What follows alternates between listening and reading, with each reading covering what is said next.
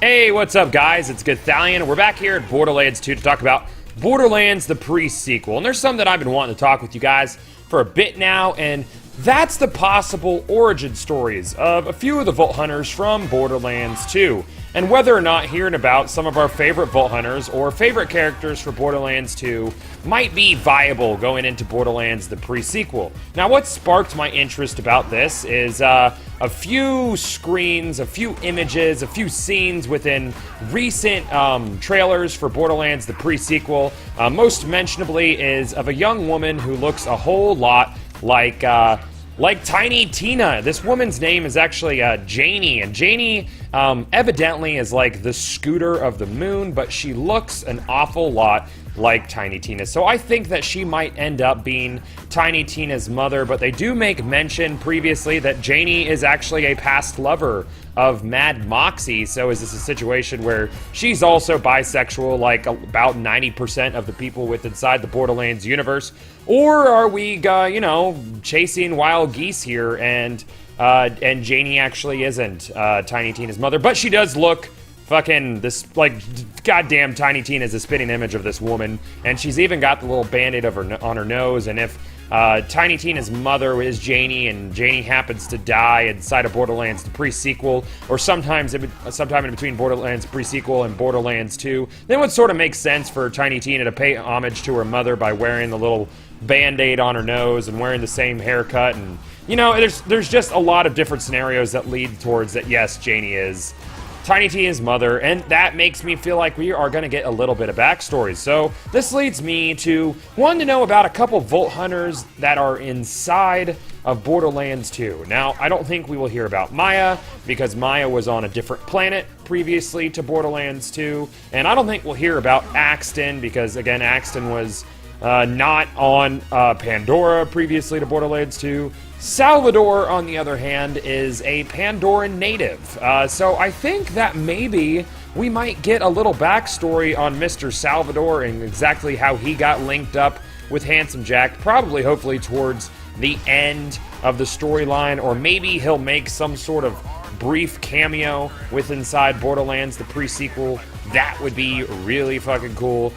Zero, we don't know if he was off-planet. We have no clue if Zero was off-planet. There's a lot of speculation that maybe Zero is like the mental imprint of Athena or some shit. I don't really buy that theory, but I think it's a fun theory to think about.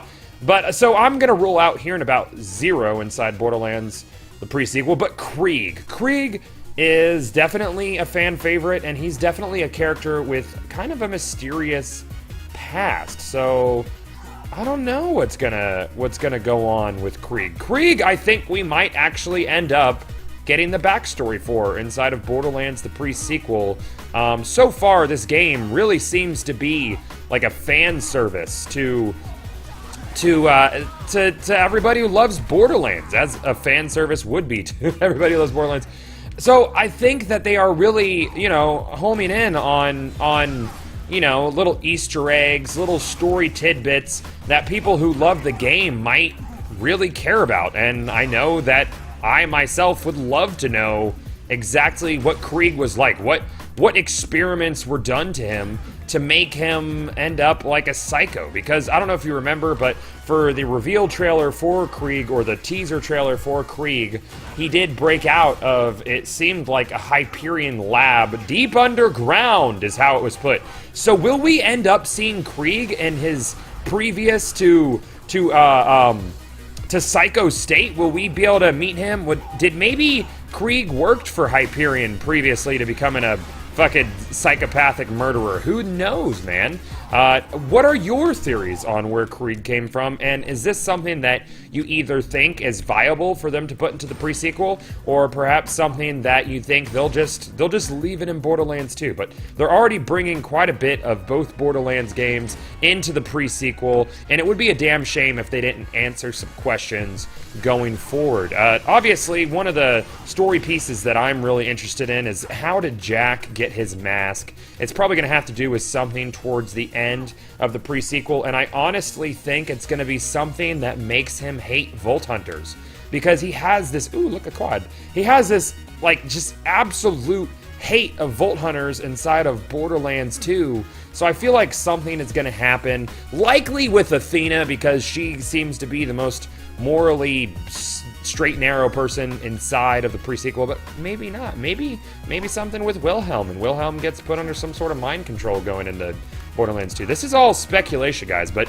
I want to know what characters you would like to see revisited inside the pre-sequel. What backstories are you interested in? Because Borderlands is more than just a looter shooter. It has a pretty fun backstory. All the characters end up being pretty intertwined, and I think it would be a giant waste if they didn't do a little bit more fan service and let us know where some of our favorite characters started, where they end up after Borderlands 1. There's a few storylines in there that I really wouldn't mind checking out, you know, like, so let us know. Ooh, do you think that we will end up seeing, God, what the fuck is her name? Pierce! Helena Pierce. Do you think we'll end up seeing Helena Pierce inside the pre-sequel at all? Though it sounds like in the Echo Com that Jack actually had never met Helena Pierce, so I don't think that we will. I would like to see where Hammerlock originated as well. God, I could go on. Let me know how you guys feel. What do you want to see? What are you looking forward to? What backstories and origin stories do you want to see going into Borderlands pre-sequel? So don't forget to rate, comment, and subscribe.